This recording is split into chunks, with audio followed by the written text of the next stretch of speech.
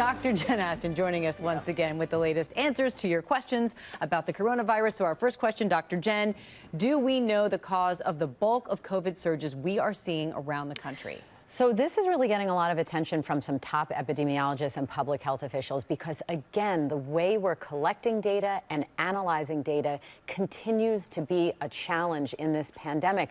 The short answer is no, we really don't. We've heard the CDC say recently that they believe a large majority of transmission is occurring in a household setting.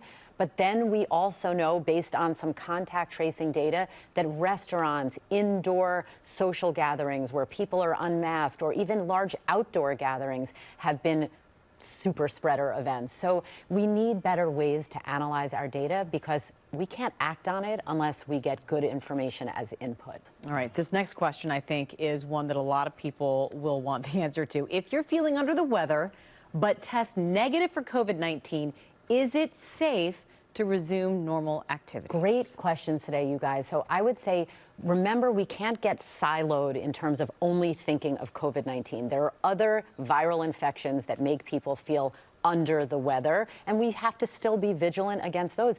Before this pandemic, the recommendations were if you don't feel well, you should stay home. You should take a few days off from your normal activities. If you're talking about cold versus flu, there's a great thing to remember to guide someone's behavior.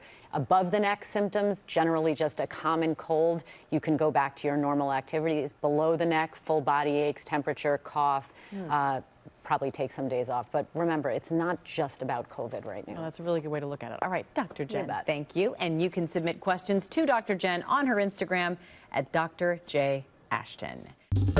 Well, hey there, GMA fans. Robin Roberts here. Thanks for checking out our YouTube channel. Lots of great stuff here. So go on, click the subscribe button right over here to get more of awesome videos and content from GMA every day, anytime.